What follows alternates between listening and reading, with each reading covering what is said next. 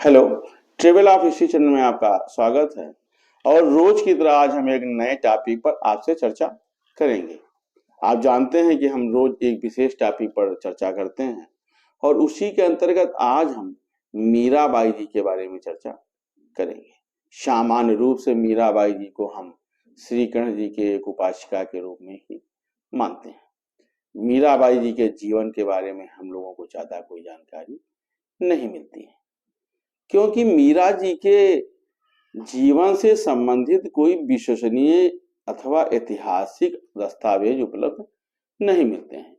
विद्वानों ने साहित्य और दूसरे स्रोतों से मीरा जी के जीवन के बारे में प्रकाश डालने की काफी कोशिश किया है और इन जो उपलब्ध दस्तावेज है इसके आधार पर मीराबाई जी का जन्म 1498 में राजस्थान के मेड़ता के पाली गांव के निकट कुड़की गांव में हुआ था। ये दूदा जी के चौथे पुत्र रत्न सिंह की पुत्री थी और बचपन से ही ये कृष्ण भक्ति में लीन रहती थी। इनके पिता रत्न सिंह राठौर एक छोटे से राजपूत रियासत के शासक थे। मीराबाई अपने माता पिता की इकलौती संतान थी। जब ये छोटी बच्ची ही थी तभी इनकी माता का देहांत हो गया था। इसलिए मीराबाई का जो लालन पालन है वो उनके दादा की देखरेख में हुआ था। इनके दादा स्वयं भगवान विष्णु के एक उपासक थे और योद्धा होने के साथ साथ वो भक्त हृदय के व्यक्तित्व भी रहे हैं। इस कारण मीराबाई के घर में साधु संतों और धार्मिक लोगों का आना जाना लगा रहता था और यही कारण था कि मीरा के अंदर भी भगवान के प्रति भक्ति की भावना धीरे धीरे पनपती चली जाती है। बचपन में ही के बाद 18 वर्ष की आयु में मीरा का विवाह चित्तौड़ के महाराजा भोज के साथ होता है, जो मेवाड़ के महाराणा सांगा के पुत्र होते हैं। विवाह के 2 वर्ष पश्चात ही इनके पति भोजराज दिल्ली सल्तनत के शासकों से युद्ध करते हुए घायल हो जाते हैं और उसके बाद 1521 ईस्वी में उनकी मृत्यु हो जाती है। और ऐसा कहा जाता है कि उस समय प्रचलित प्रथाओं के अनुसार पति की मृत्यु के पश्चात मीराबाई को पति के साथ सती करने का प्रयास किया जाता है, लेकिन मीराबाई इसके लिए तैयार नहीं होती हैं और वो धीरे धीरे संसार से विरक्त होती चली जाती हैं। वो साधु संतों की संगत में कीर्तन करते हुए अपना समय व्यतीत करने लगती हैं। पति की मृत्यु के पश्चात इनकी भक्ति दिनों दिन बढ़ती जाती है। मीरा अक्सर मंदिरों में जाकर कृष्ण भक्तों के सामने कृष्ण जी की मूर्ति के सामने नाचती रहती थी। मीराबाई की कृष्ण भक्त और इस प्रकार का नाचना गाना उनके पति के परिवार के लोगों को अच्छा नहीं लगता है और वो लोग इसे जो है कहते हैं कि वो व्यभिचार कर रही हैं, अर्थात उनके ऊपर व्यभिचार का आरोप लगाते हैं। उन दिनों व्यभिचार के आरोप पर मृत्युदंड का प्राविधान होता है और यही आरोप इनके ऊपर लगाकर इन्हें शाही दरबार में जहर पीने को दिया जाता है। वो कृष्ण जी को याद करके उस जहर को पी लेती हैं और उनके ऊपर कोई असर नहीं होता। इसके बाद वो उस राजमहल को छोड़ देती हैं और भगवान की भक्ति में बाहर के लिए निकल पड़ती हैं। ऐसा कहा जाता है कि 1533 के आसपास मीरा को राव बीरम देव के द्वारा मेड़ता बुला लिया जाता है और मीरा चित्तौड़ त्याग कर मेड़ता में रहने लगती है।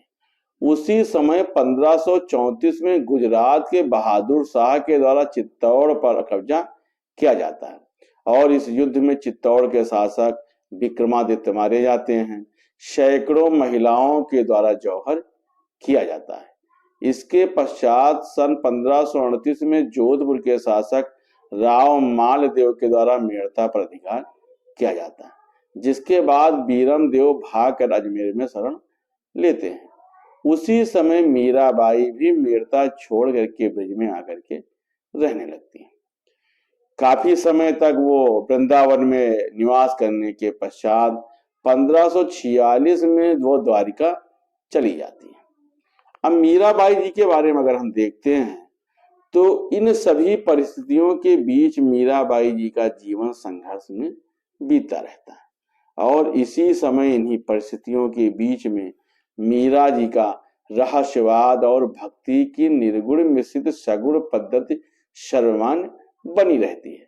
मीराबाई के भक्ति गीत को पदावली कहा जाता है और मीराबाई मध्यकालीन हिंदू आध्यात्मिक कवित्री और कृष्ण भक्त के रूप में जानी जाती हैं। वो भक्ति आंदोलन के सबसे लोकप्रिय संतों में एक रहती है। भगवान कृष्ण को समर्पित उनके भजन आज भी उत्तर भारत में गाए जाते हैं और लोगों के उनके प्रति काफी श्रद्धा रहती है। मीराबाई जी के जीवन के बारे में तमाम पौराणिक कथाएं और किंवदंतियां मशहूर हैं या प्रचलित हैं। वे सभी किंवदंतियां मीराबाई की बहादुरी की कहानियां कहती हैं और उनके कृष्ण प्रेम और भक्ति को दर्शाती हैं। इसके माध्यम से ये भी पता चलता है कि किस प्रकार मीराबाई ने सामाजिक और पारिवारिक दस्तूरों का बहादुरी पूर्वक मुकाबला किया था और किस प्रकार से उन्होंने श्री कृष्ण को अपना पति मानकर वो हमेशा उनकी भक्ति में लीन रहती थी। उनके ससुराल पक्ष ने उनकी कृष्ण भक्ति को राजघराने के अनुकूल नहीं माना और इसीलिए उनके ऊपर समय समय पर अत्याचार करते रहे।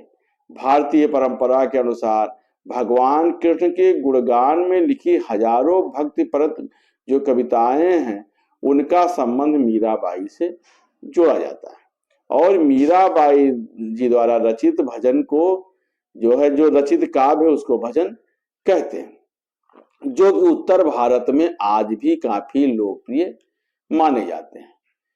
हम देखते हैं तो तत्कालीन समाज में मीराबाई को एक विद्रोही माना गया क्योंकि उनके धार्मिक क्रियाकलाप किसी राजकुमारी अथवा किसी विधवा महिला के अनुकूल नहीं पाए गए। वो समाज में स्थापित परंपरागत नियमों के विपरीत पाए गए। वो अधिकांश जो समय था, अधिकतर जो समय था, वो मंदिरों में, भगवान कृष्ण के मंदिर में, साधु संतों की संगत में और तीर्थ यात्रियों के साथ घूमने में बिताती रहती थी। 1547 ईस्वी में गुजरात के डाकोर स्थित रणछोड़ दास के मंदिर में मीराबाई चली जाती हैं और हजारों की भीड़ के सामने वो भगवान कृष्ण की मूर्ति में विलीन हो जाती हैं। ऐसा माना जाता है कि 1547 का ही वो समय होता है जब मीराबाई जी की मृत्यु हो जाती है। मीराबाई ने गोपियों की तरह भगवान कृष्ण को अपना पति माना था और उनकी उपासना माधुर्य भाव की भक्ति पद्धति से करती थी। मीराबाई का जीवन कृष्णमय था। वो सदैव कृष्ण जी की भक्ति में लीन रहती थी। कृष्ण भक्ति में आसक्त मीराबाई की रचनाएं राग गोविंद, गीत गोविंद, नरसी जी का मायरा, मीरा पद्मावली, राग सोठा और गोविंद टीका आदि माने गए हैं। मीराबाई जी की पदावलियां बहुत प्रसिद्ध रही हैं। मीराबाई की भक्ति कांता भाव को भक्ति का सबसे बड़ा भाव माना गया है। उन्होंने ज्ञान से ज्यादा महत्व भावना और श्रद्धा को दिया है। मीरा ने जो एक पंक्ति कही है, मेरे तो गिरधर गोपाल दूसरो ना कोई, जाके सिर मोर मुकुट मेरो पति होई। ये कह करके उन्होंने पूरे समर्पण भाव के साथ भगवान श्री कृष्ण की भक्ति किया है। मीरा जी के काव्य में विरह की तीव्र मार्मिकता पाई जाती है। विनय और भक्ति संबंधी उनके द्वारा लिखे हुए पद आज भी हिंदी साहित्य के लिए एक अमूल्य निधि है। मीरा जी के काव्य में श्रृंगार और शांत रस की धारा प्रवाहित होती है। मीराबाई भगवान कृष्ण की भक्त थी, इसलिए काव्य रचना उनका कोई लक्ष्य नहीं था। उनके गाए हुए गीत ही उनके बाद में जो है भजन बन जाते हैं, जो रचित होकर के हमारे सामने आए हैं। मीरा जी का जो कला पक्ष था वो पूर्ण रूप से अनगढ़ था, मतलब वो कोई जन्मजात कवियत्री नहीं थी। जो आता था वो बोलती थी और वही कविता बन जाती थी। तो इसलिए उनका जो कला पक्ष था वो अनगढ़ था। साहित्यिक ब्रजभाषा होते हुए भी उनकी भाषा में राजस्थानी गुजराती भाषा का विशेष प्रभाव पाया जाता है। मीरा जी ने गीत काव्य की रचना किया और पद्य शैली को अपनाया था। उनकी शैली माधुर्य गुण से युक्त रही है। मीरा जी के द्वारा रचित सभी पद गेय और राग में बंधे हुए पाए जाते हैं, जिसमें संगीत प्रधान के गुण मिलते हैं। श्रृंगार के दोनों पक्षों का उनके काव्यों में चित्रण हुआ है। रूपक, उपमा, उत्प्रेक्षा आदि अलंकारों का प्रयोग मिलता है। सरलता और सहजता ही मीरा जी के काव्य की विशेषता बनती दिखाई पड़ती है। मीरा जी की जो भाषा है वो राजस्थानी मिश्रित ब्रज भाषा है। उनकी भाषा का कोई रूप नहीं है। कई स्थानों का भ्रमण करने के कारण उनकी भाषा में कई स्थानों का प्रभाव हमको दिखाई पड़ता है। लिखित रूप में ना होने के कारण इनकी भाषा कई स्थानों में बदलती पाई गई।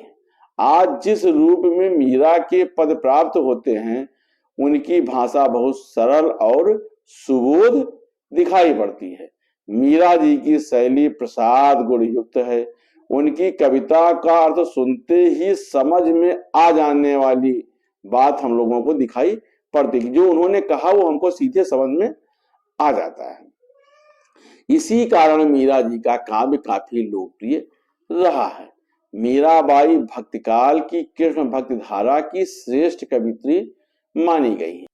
वे अपने आप को कृष्ण की दासी, प्रियतमा, भक्त और उपासिका के रूप में मानती थी। संसार को नश्वर मानकर कृष्ण को परमात्मा के रूप में भजने से ही ईश्वर जीव का कल्याण करता है। यही मीरा जी के काव्य का संदेशा है।